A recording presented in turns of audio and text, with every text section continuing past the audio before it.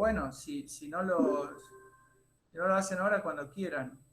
Sepan que yo estoy abierto a que me propongan modificaciones, digamos, eso, yo tengo un plan, obviamente, porque si no me tendrían que despedir de este trabajo, pero, pero sepan que ese plan admite agregados, modificaciones, arreglos, así que cuenten con eso. Cuenten con que a mí me gusta, aparte, qué sé yo.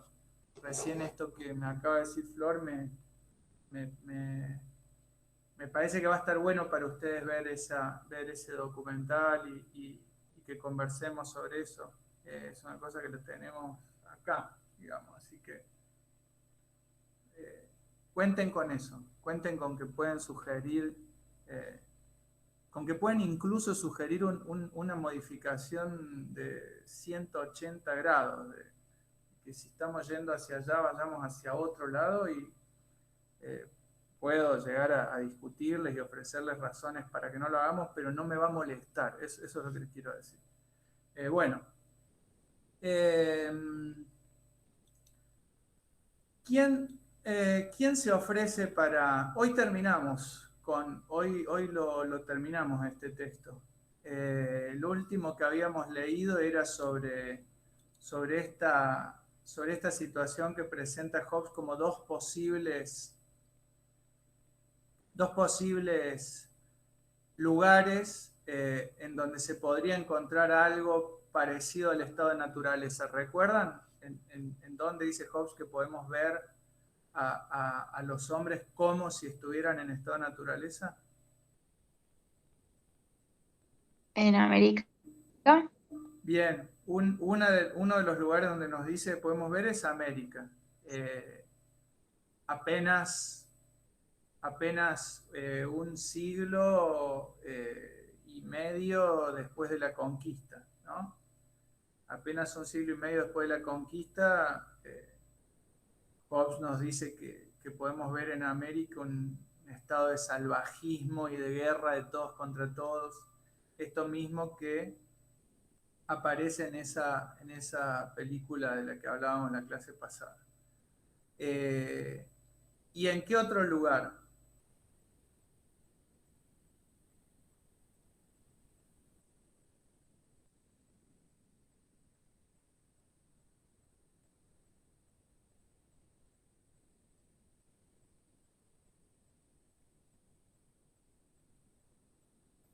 Ahora me doy cuenta que acá ese otro lugar todavía no lo vimos, porque viene en el párrafo que sigue y apenas sugerido.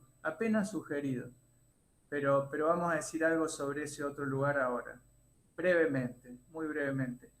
Eh, Me acabo de dar cuenta, claro, llegamos hasta el párrafo este que habla de América. ¿Quién quisiera o pudiera continuar a partir de este párrafo que ya mismo les comparto? Y ustedes díganme si se está compartiendo bien.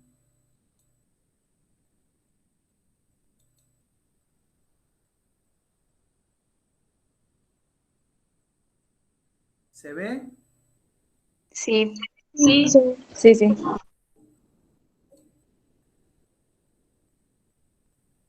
El párrafo que les decía recién es este que dice: pero aunque nunca hubiera habido un tiempo en el que hombres particulares estuvieran en estado de guerra de unos contra otros, sin embargo, en todo tiempo los reyes y personas de autoridad soberana están, a causa de su independencia, en continuo celo y en el estado y postura de gladiadores, con las armas apuntando y los ojos fijos en los demás, esto es, sus fuertes guarniciones y cañones sobre las fronteras de sus reinos e ininterrumpidos espías sobre sus vecinos, lo que es una postura de guerra.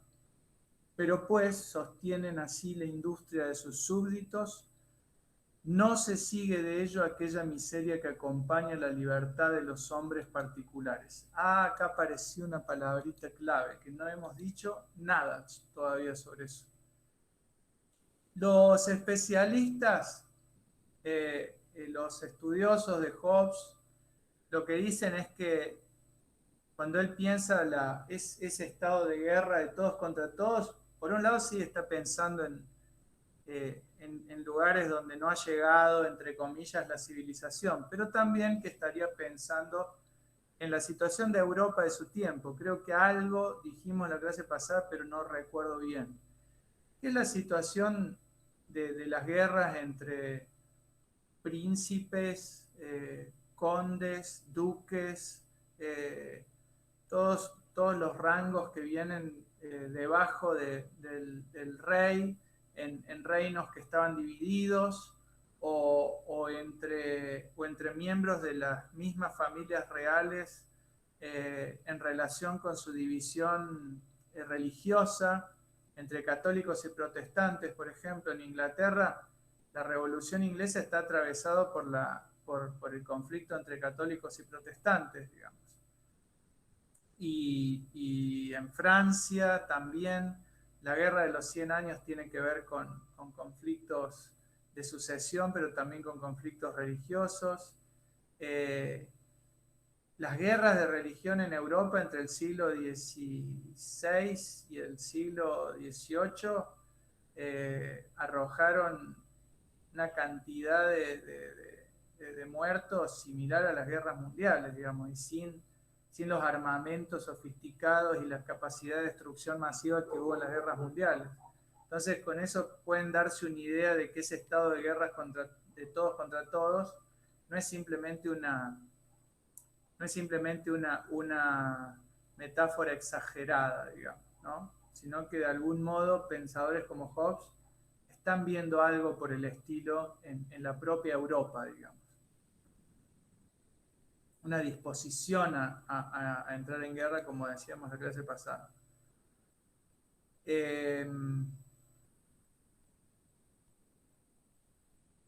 ¿Quién habíamos dicho la clase pasada que iba a continuar con la lectura hoy? No recuerdo. Porque tendríamos que ver acá quién sigue. Pero antes de eso, mientras vayan pensando a ver quién se anima a leer, ¿cuál es la palabrita mágica que aparece en el párrafo anterior, el párrafo que les acabo de leer y que todavía no hemos dicho nada sobre esa palabrita? Y que es fundamental para este eje nuestro. Fíjense.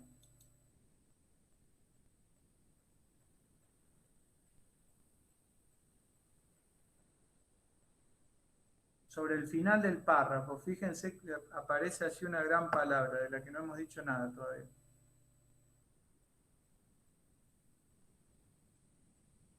Súbditos. No sé. Esa palabra tiene que ver con el pacto del que nos va a hablar Hobbes, el pacto que él va a proponer como el modo político de organización. Pero hay una palabra grande ahí, sobre el final. A mí las dos que me llaman la atención son guerra y libertad. Eso, la libertad de los hombres. Exacto. Nosotros cuando empezamos estas clases, las situamos dentro de un eje que es el eje que nombramos con las palabras de la Revolución Francesa: libertad, igualdad y fraternidad. Y hasta ahora, desde que empezamos a leer Hobbes, habíamos hablado solamente de la igualdad, ¿cierto? Porque fue nuestra primera premisa.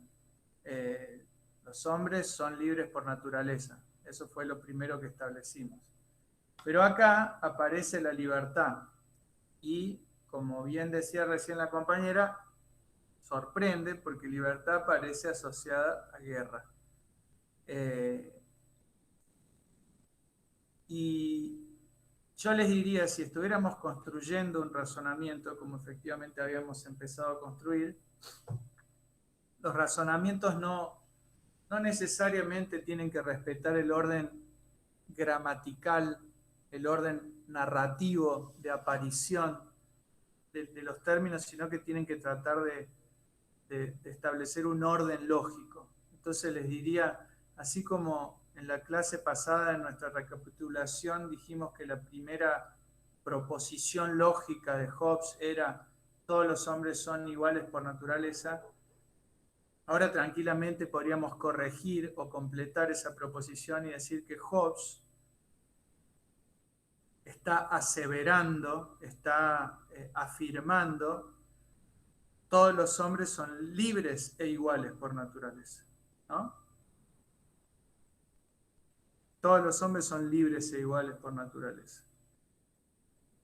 Y de ahí las que siguen, buscan lo mismo, no alcanza para todos, entran en guerra.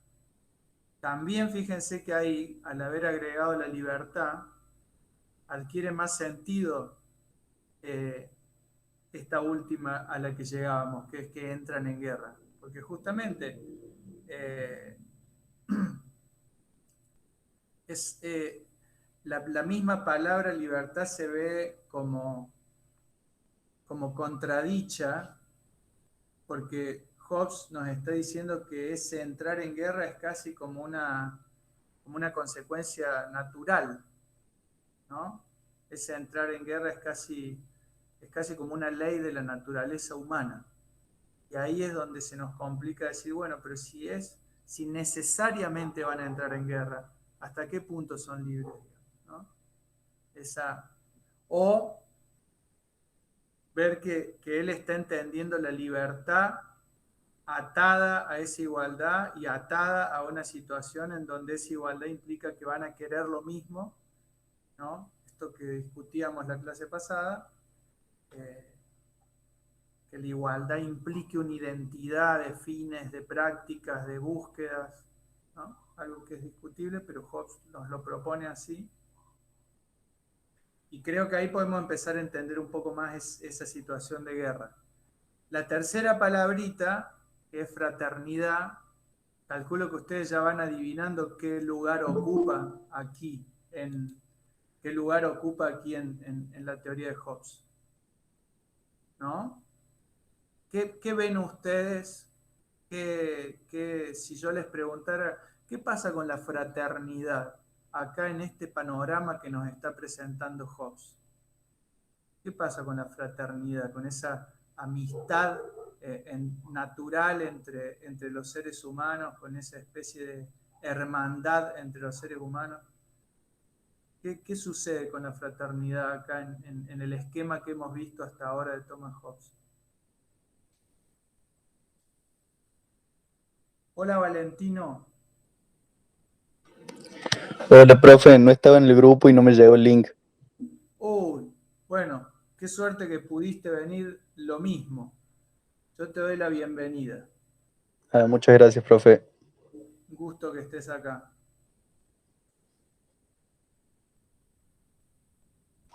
Profe, sería algo como que esa fraternidad y esa amistad se pierde cuando se busca el mismo objetivo. ¿Podría ser eso? Sí, puede ser. Que ahí también, Ariana, yo podría decir, pero ¿y por qué no se ayudan si están buscando lo mismo? ¿No? Claro, eso. Porque No, dale. No, decilo. No, yo pensaba lo mismo que Fer, ¿por qué no también, si buscan el mismo objetivo, por qué no se unen y llegan juntos? Yo entiendo que como los recursos son limitados, a veces los dos no pueden conseguir lo mismo, entonces como que el objetivo es más fuerte que el otro sea tu amigo, que quiera ayudarlo. Mm.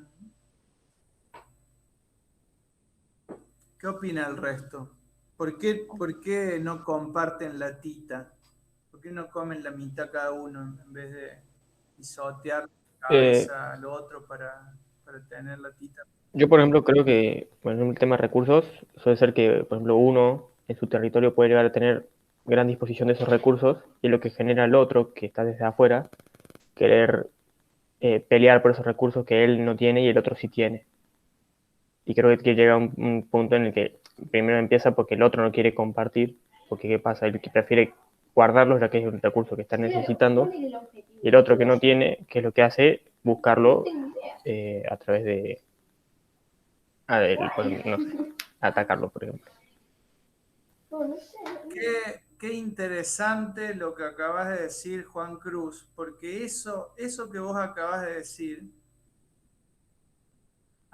Así tal cual como vos lo acabás de decir, lo va a presentar Jean-Jacques Rousseau en el próximo texto que vamos a leer nosotros, para mostrar que esta ficción filosófica de un estado de naturaleza, o sea, de un estado previo a la política, en realidad, al ser una ficción de los filósofos, una ficción de Hobbes, una ficción de Spinoza, una ficción de Rousseau, porque en realidad no sabemos cómo eran las personas antes de cualquier tipo de agrupación social o política, no lo sabemos. Lo que dice Rousseau es que se puede pensar esa ficción como una foto, como algo estático, como que son de una determinada manera y eso es es algo que no ha tenido ninguna evolución, o que se puede pensar el estado de naturaleza como que tiene una historia también, como que dentro de ese estado previo a la primera asociación política hay una evolución en donde van sucediendo distintas cosas. Una de esas cosas, dice Rousseau, tiene que ver con un determinado momento, dice él, en el que seguramente se produjo esto que decía recién Juan Cruz. Se concentraron de una determinada manera los bienes, los territorios, mejor dicho, porque estaríamos hablando de una época donde lo que tiene valor es un determinado territorio y las cosas que podemos extraer o cazar allí, o cultivar, ¿no? Entonces, dice Rousseau, dentro de ese estado de naturaleza no es que siempre fue igual, sino que se produjo una evolución tal que llegó un momento en el que hubo muy pocos que tenían muy mucho y muy muchos que tenían muy poco. Y ahí viene una de las partes más brillantes del texto de Rousseau, cuando él imagina qué pudieron haberle dicho esos que tenían muy mucho a los que tenían muy poco para convencerlos de mantener la situación así o de consagrarla con leyes.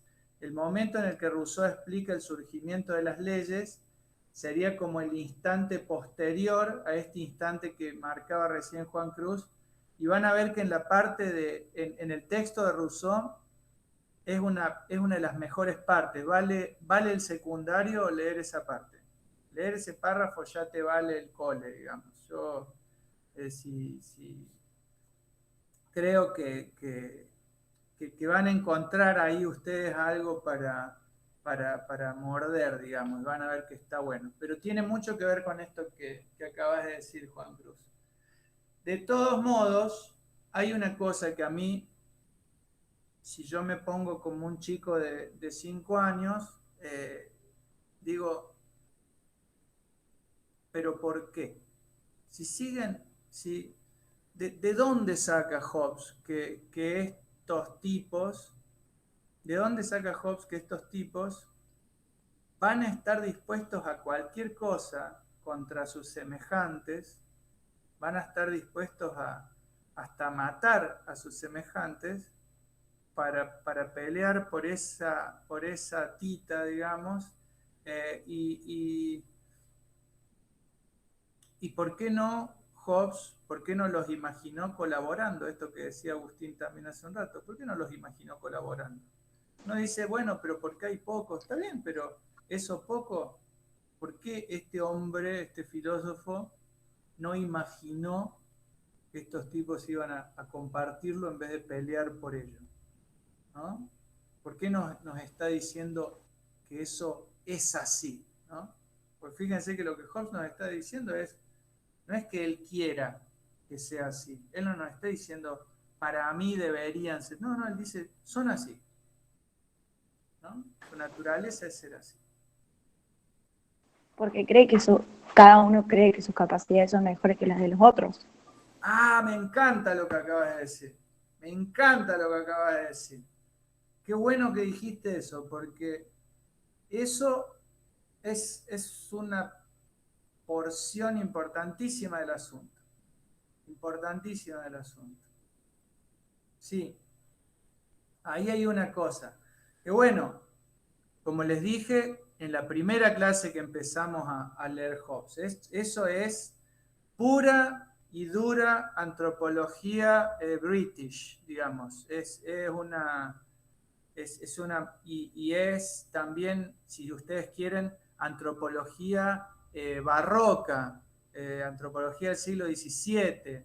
Es esto que en la primera clase de Hobbes hablábamos, esta idea del teatro del mundo, de la vanidad humana, de cómo cada uno se considera mejor que el resto, esto que muy pertinentemente acaba de decir Agostina, es una parte muy importante del asunto. Profe, Quizás, Sí, Mauricio. puede ser que también tenga que ver con el concepto de ley de la selva. Sí, ese concepto es el que está funcionando acá. Hobbes, fíjate Mauri que Hobbes le pone un nombre que en latín es un poema en sí mismo ese nombre. Él le llama, fíjense que les voy a poner ahí en el chat.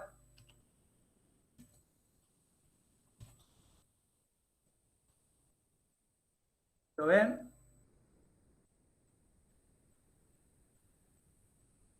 sí se ve. Qué económico, qué breve que es el latín, ¿no? Eso es una cosa que decía Borges, era que los escritores del siglo XVII, de los que les vengo hablando desde que empezamos a leer a Hobbes, Shakespeare, Cervantes, no les vengo hablando desarrollándolos, se los vengo mencionando, se los vengo trayendo como si fueran arquetipos o figuras, pero Borges decía que los escritores del siglo XVII, los escritores barrocos, habían intentado recuperar algo de esa brevedad perdida del latín. Y esa frase, Mauri y todos, significa: el hombre es el lobo del hombre. En castellano también su valor poético es altísimo, porque no dice el hombre es un lobo para el hombre, el hombre se comporta como un lobo respecto de otros hombres, no, dice el hombre es el lobo del hombre, ¿no? Es esa falta de fractura que hay en la expresión poética de la idea. El hombre es el lobo del hombre. Una idea maravillosa. El inventor de esa idea, que tiene su variante en esto que dice Mauricio, la ley de la selva, el inventor de esa idea es este señor un poco malvado que estamos leyendo ahora. Fer, eso Sí, que dice la Agos puede tener que ver con esto de que nos creemos más inteligentes porque tenemos cerca lo nuestro y lejos lo de otras personas, entonces, indeed. eso. Indeed. Sí. Es eso. Es exactamente eso. Fíjense, por eso les digo, eso es una cosa muy, muy british, que algo tenga como fundamento, que una actitud moral tenga como fundamento una regla de medir, y que vos tenés empatía si estás a 5 centímetros y dejás de tenerla si estás a 10, es una locura, digamos. Es muy provocativa esa idea, pero tiene mucho fundamento también. Nosotros lo hablamos en una de nuestras clases. Nos duele muchísimo la tipa o el tipo que cruzamos en la calle y está sin nada, pero no nos duele todo el tiempo en el corazón o en la cabeza la millonada de pibes que mueren de hambre en África todos los días, porque está muy lejos y son demasiados. Entonces, es medio malvado alguien que nos recuerde todo el tiempo esto, ¿no? Es una idea que también aparece en los poetas malditos del siglo XIX, como Rimbaud, por ejemplo. Una de las ideas más provocativas de Arthur Rimbaud, que es un poeta que escribió poesía a la edad de ustedes, y después ya no. Después se dedicó a vender colmillos de elefantes. pero antes de abandonar la poesía, una de las ideas que dejó Rimbaud es esta: lo más insoportable es que nada sea insoportable. Lo más insoportable es que nada sea insoportable, ¿no? San Anselmo en el siglo X, fíjense, había dicho algo parecido, hablando sobre la miseria humana. San Anselmo había dicho: frente al dolor de todos los otros, mi cabeza entiende, pero mi corazón no explota, ¿no? Soy esto, ¿no? Soy una criatura que frente al dolor de todo el resto, entiendo, pero no exploto, ¿no? Y hay que convivir con eso. Se supone que a los 17 o 18 años eso es un drama existencial tremendo, y que la gente que ya pasó los 30 se acostumbró a vivir con eso sin mayores problemas. Sería bueno que discutamos eso. Quiero decir, que le discutamos eso a nuestros adultos, digamos, y que prefiramos siempre compartir una conversación o un plan de vida con personas a las que todavía un poco les molesta, ¿no? Eso. Así que bueno, dale a... Yo quería aportar algo que de todo esto pensando.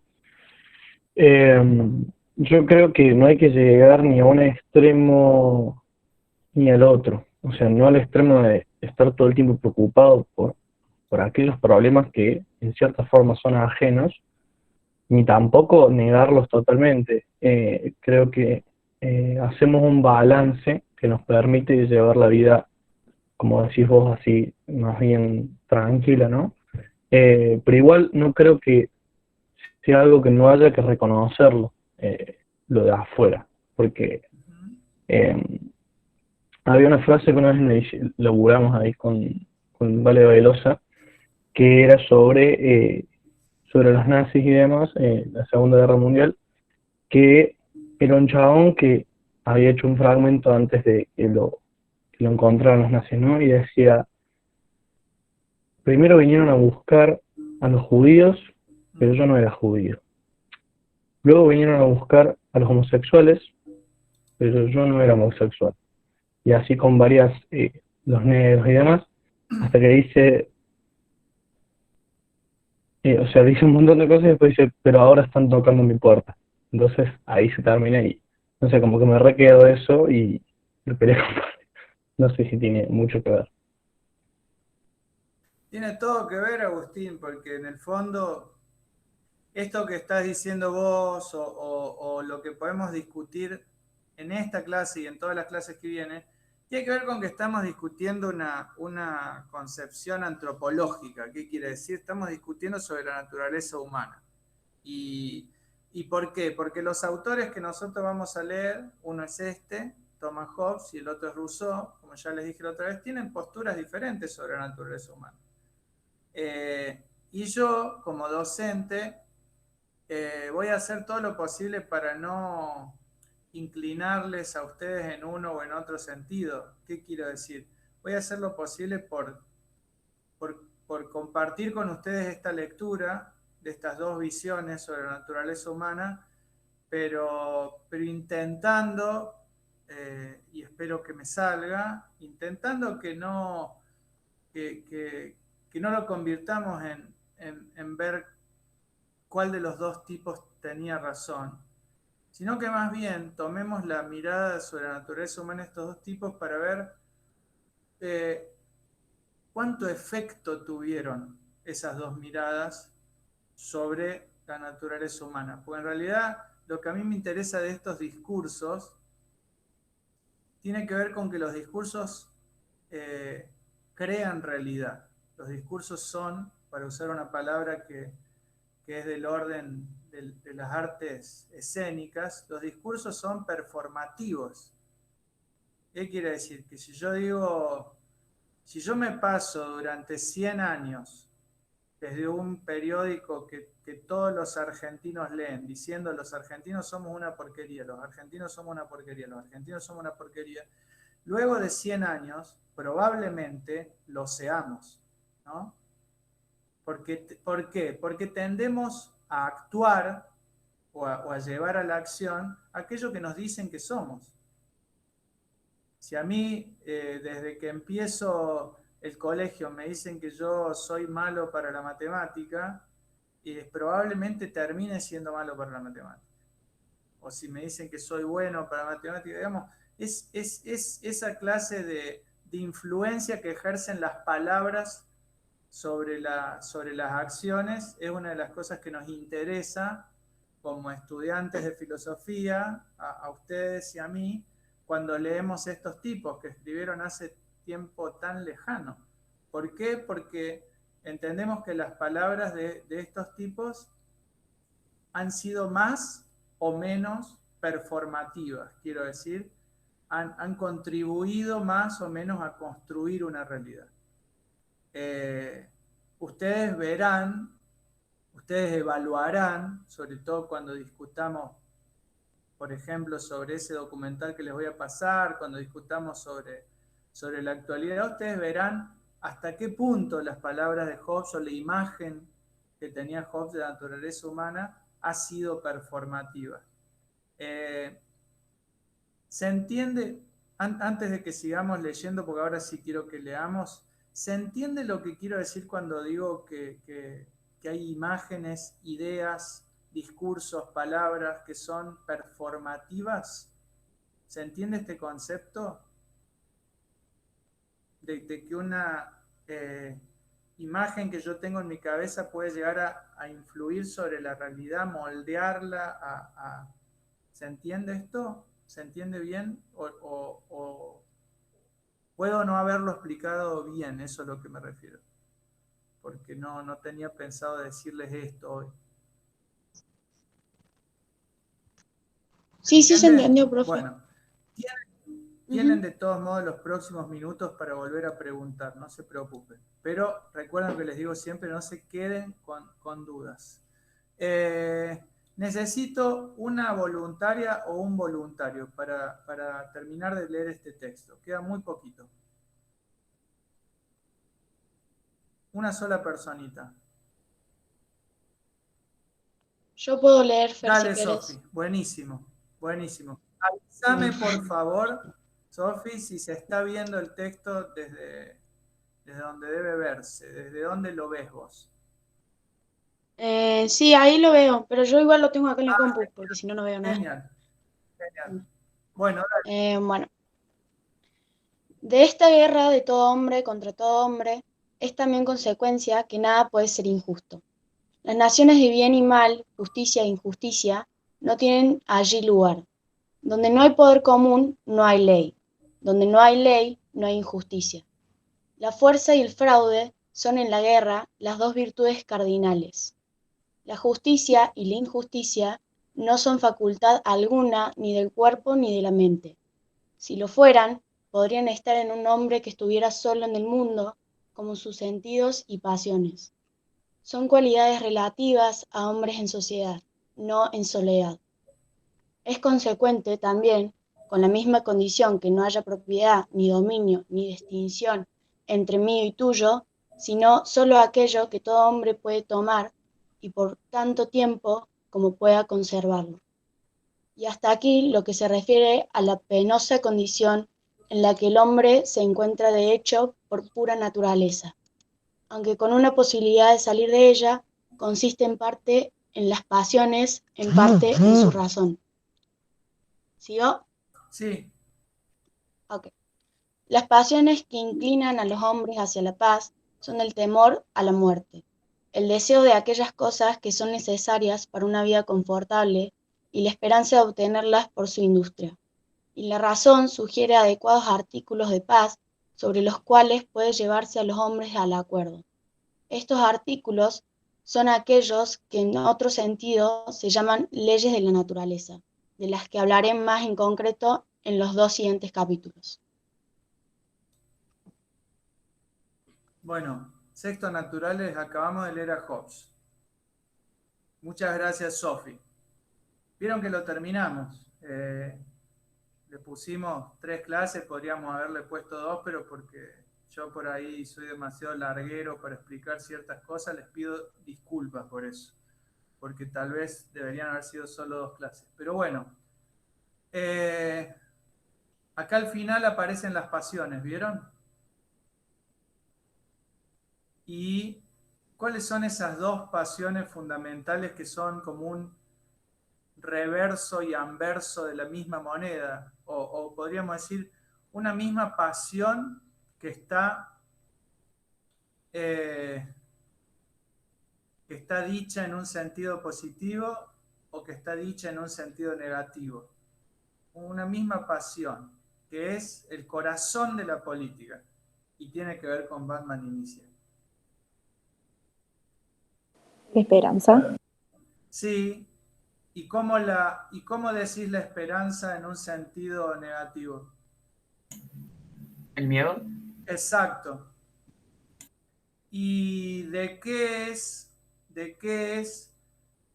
el líquido que echa el doctor Crane en las tuberías de Ciudad Gótica y que cuando ese agua entre en ebullición y estalle se va a evaporar como un gas por toda Ciudad Gótica? ¿Qué produce? Dice Gaspar Guerra, gas del miedo. Exacto. El doctor Crane sabe que si quiere destruir a Ciudad Gótica,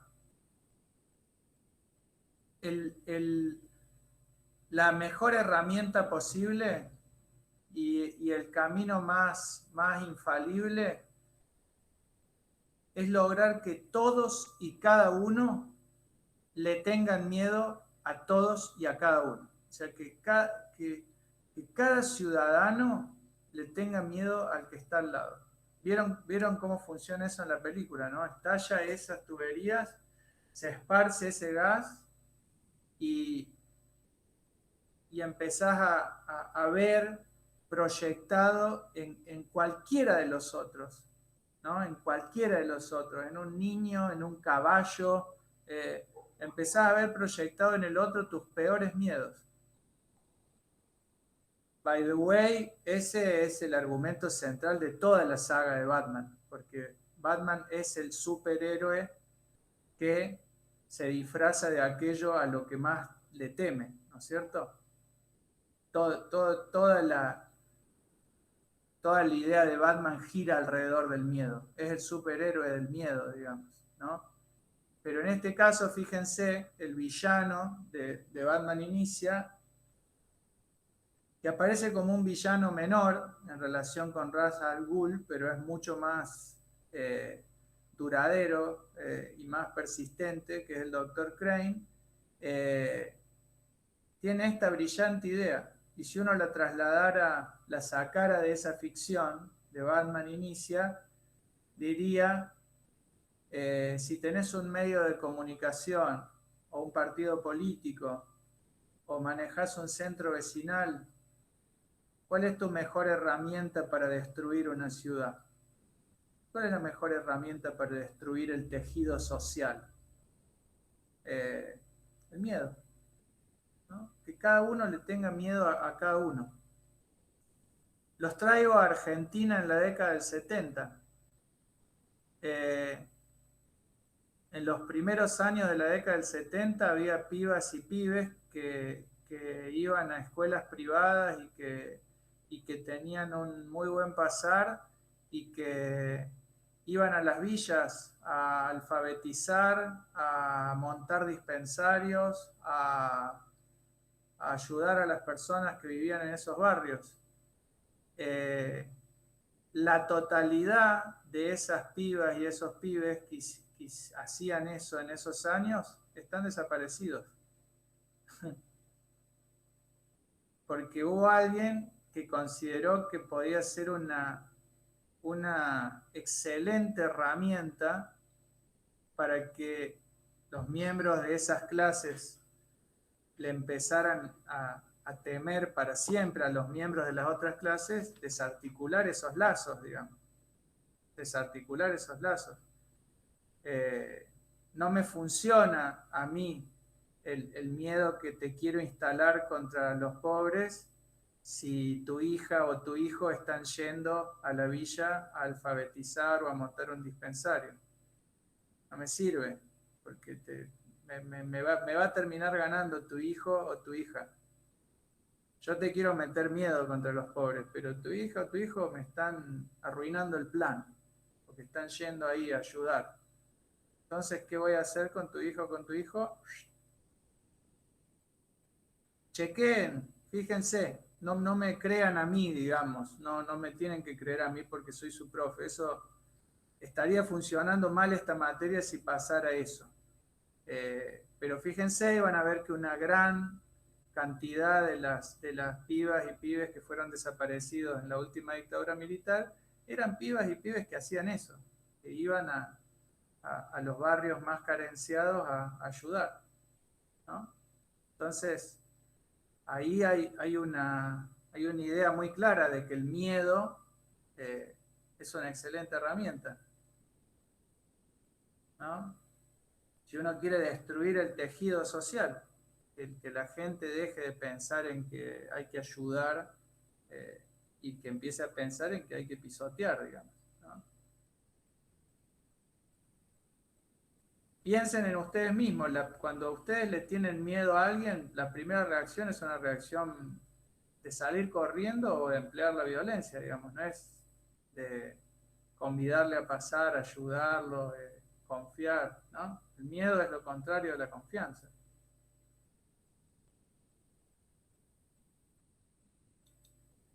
Thomas Hobbes tenía clarísimo eso, ¿no? Que el miedo es el corazón del pacto político si lo que queremos es controlar una situación de guerra y proponerles a todas y a todos que sean súbditos. Esa palabrita que a alguien le hizo ruido recién, ¿no? Fíjense que súbditos no tiene nada que ver con ciudadano o ciudadana, ¿no? Súbdito es simplemente alguien que se somete a otro, pero que no pretende ejercer ningún tipo de participación política, ¿no? Un súbdito no es alguien que participa políticamente. Súbdito simplemente obedece. Obedece y se calla la boca. Eso es un súbdito.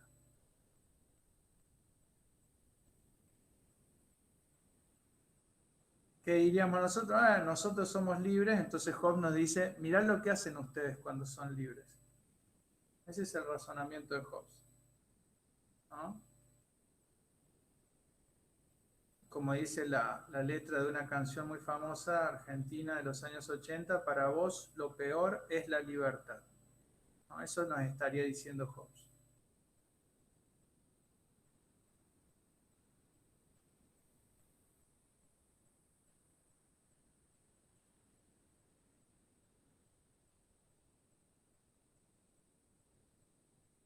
Jóvenes, ¿tienen clase con René ahora a las 1:40? Sí. Sí. ¿Quieren que los libere ya? ¿Así pueden hacer un descanso, un mate, una galletita? ¿Quieren que cortemos acá y seguimos conversando la clase que viene? Les puedo, si ustedes quieren, ¿saben cuál puede ser un buen plan? Yo les puedo pasar hoy mismo o mañana ese documental que se llama La Hora del Lobo, que les dije, y la clase que viene nos juntamos a hablar de Hobbes, pero ya no a leer el texto, sino a conversar sobre ese documental.